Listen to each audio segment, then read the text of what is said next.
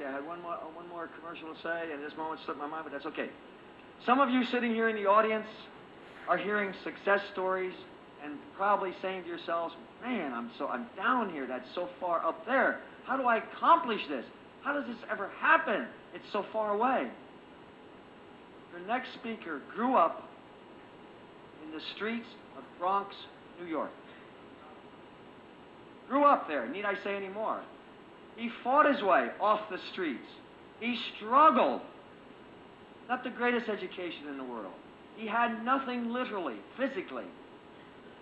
He had a lot mentally, but he had a goal. He had a desire. He had a dream. He said, I have some talent. I want to give and share with other people what I have. I'm a good martial artist. I'm going to open up my own school. And where did he pick to open up? On the streets of Bronx, New York. Tough place. Difficult times. Struggle. 35 students 3 years ago. 35, Bronx, New York. Didn't know who Anthony Robbins was. Didn't know who Zig Ziglar was. He didn't know who Nick Kokinas was. He didn't know who anybody was. He just knew that he was fighting for a purpose and had a goal and a dream. To this day, he's pushing 350 active students. His educational funding company check, and it's no secret, it's over 15 grand. He is successful. He has done it. Why did he do it? Think and you shall be. Not be and think. Think and make it happen. A reality. He has done it, and I get goose pimples just mentioning his name. I feel like he's my son. I love him dearly. Ladies and gentlemen, Jerry Fontanez! Hey!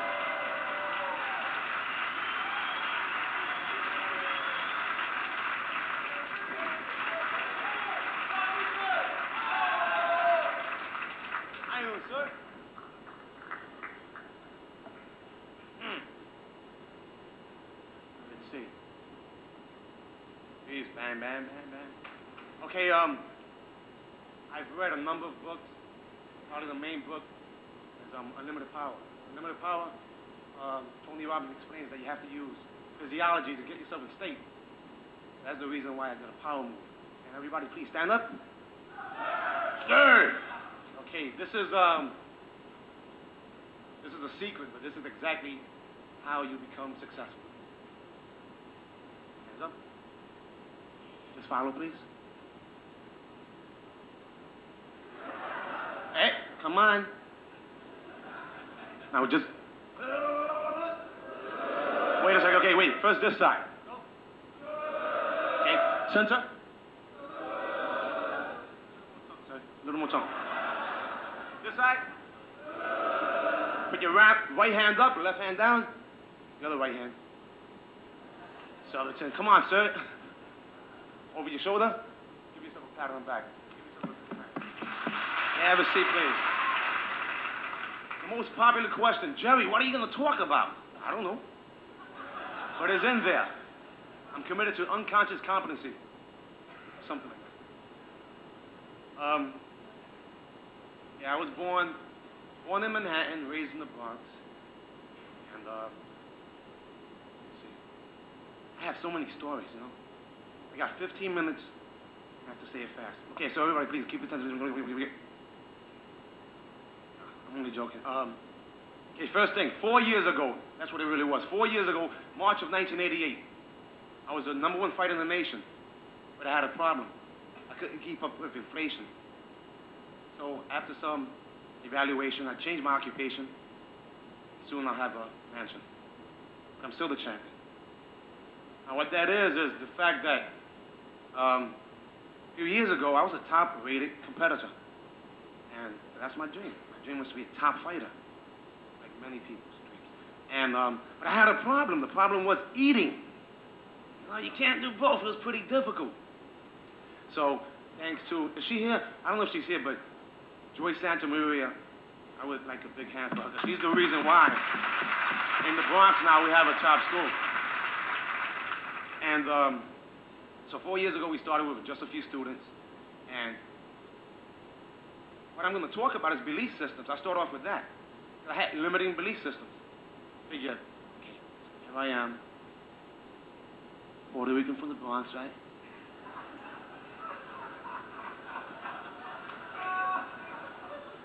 '17, son was born. Son was born. True story. What now, Batman? Oh, God. So going to school, it's pretty difficult going to school, taking care of the baby. I don't know if any of you have any children, but 3 o'clock in the morning, 6 o'clock in the morning, you're waking up. It's difficult to wake up early in the morning all energized and ready to go, and it's pretty difficult. So what happened was I wasn't able to continue with school as far as high school. But what happened shortly after that was I said, well, what do I have that can help me succeed in life? Because I have to be a role model now. I was placed in this position. One day I'm over here dancing. The next day I'm like, Dad. Oh, dip. So it was time to just take action, immediate action. And the action was to find out what I had as resources. And the one thing that I really worked at since the age of 8, I'm 26 years young now, so since the age of 8, was the martial arts, karate. And I had some success with it. So I figured, well, that's the best thing. Let me work with this karate stuff. And like I said in the beginning, I taught in basements, like quite a few people did. And I worked for $3.35 an hour. I went home, got my uniform. I taught karate 3 hours a day. That was one class, right? 3 hours. Trained really hard, you know, you got 3 hours. Every day, 8 days a week, 366 days a year. That's the only way to do it. And what happened was that, I don't know if you've experienced this, but I had problems at work. So I took the problems over to the class and took it out on them. Now, then I was looking forward to going home and really have a good time. So what happened was that I was in this never-ending loop. I was caught up. So, making a long story short, I wasn't able to keep the relationship as far as mother goes. My son is 9 years old now. He's a straight-A student. He's an MVP baseball player. He's a top martial artist. Makes up his own forms and all that stuff. I don't know where he got it from. But that's one thing. Limiting beliefs. I never thought that. See, my goal was to have 100 students. Imagine that. Huh, Joe? 100 students? That's like a lot of people, right? That was my goal. 100 students. But my problem was, how do you get them into one room at the same time? That's all I knew, right? You know, you take 100 students, you put them into your room at the same time. A lot of people. Oh, real hands, come on. Yeah, and the crowd goes crazy. West Coast, East Coast, South Bronx. There. So, like I said, I was in this never-ending loop.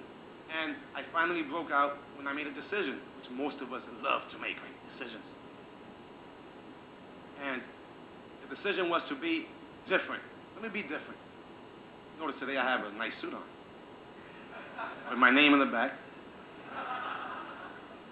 And it's because I want to be different. Why? I don't know. It's just a lot more fun. Everybody's the same. So I like to be different. And different meant in my neighborhood being successful. Thank God I grew up in a neighborhood that didn't have too many successful people.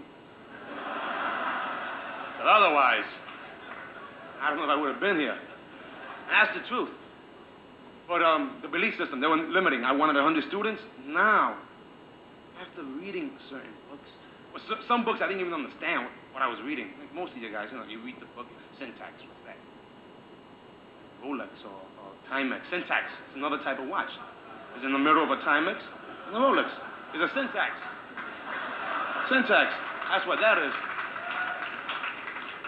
But to make a long story short, just to jump in the, oh, by the way, I had 5 incredible students. 5 incredible students. From the 5 incredible students, I multiplied. They told 2 friends. They told 2 friends. And so on. And so on. Like the Fabergé commercial, we know. When you talk about influence, who influences us? Advertisers. How do you spell relief? We know that. Now, some of this stuff is repetition to many of you, but it may be new. So as a recommendation to come from the Bronx, actually from Spanish Harlem to the Bronx, and to the, I live in a better section of the Bronx, because like everything is situated, just like any city, you have good neighborhoods and bad neighborhoods.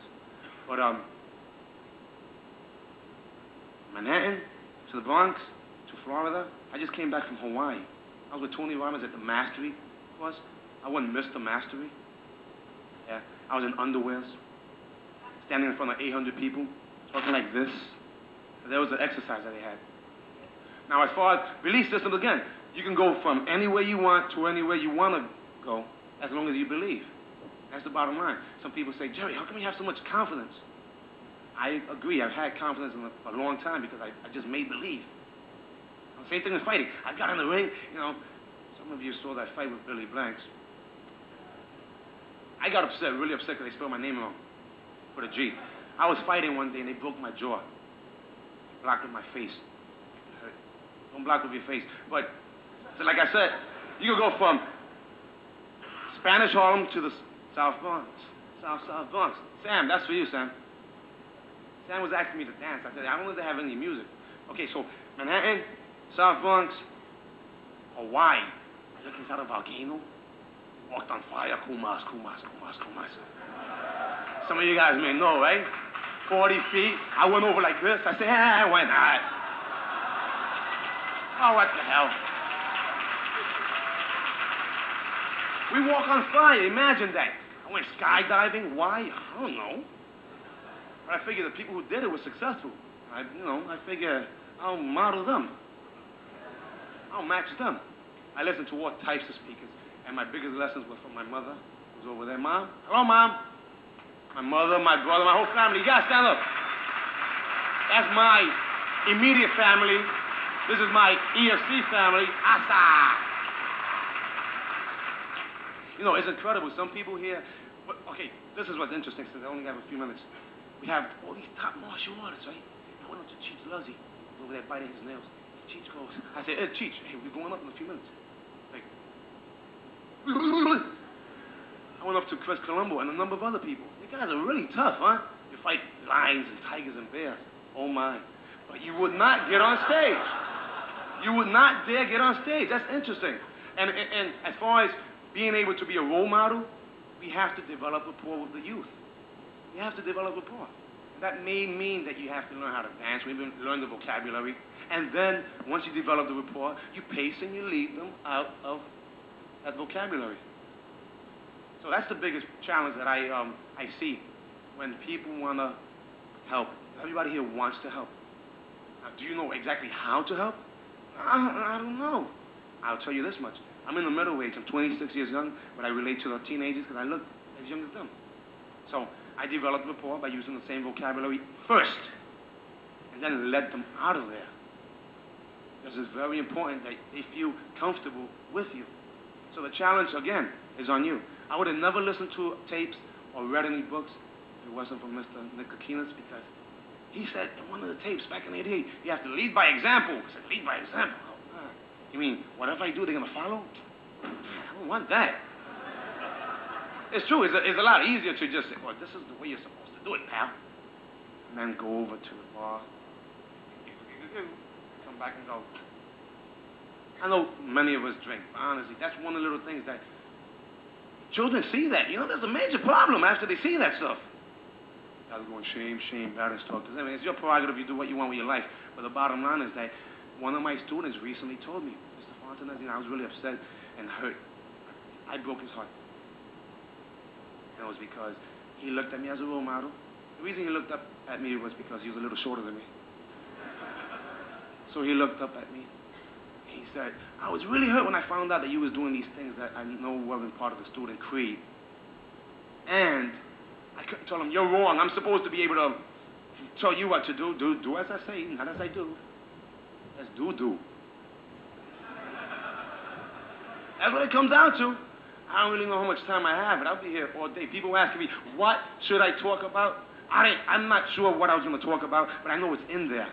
I'm committed to unconscious competency. Some of you people know what I'm talking about. Some of you don't know. If you don't know, find out. There's so much information out there. It's incredible. It's really incredible. I listen to Tony Robbins, Zig Ziglar, Napoleon Hill, Nightingale, sometimes to Ned, but not now. Check him out. I'm not afraid of him. The last guy I'm listening to right now is Stephen Covey. 7 Habits of Highly Effective People. Incredible. I don't know what else to say except that they do something like this in Hawaii. It means I love you. Can you guys do this right back? Yep, it means I love you. And thank you very much.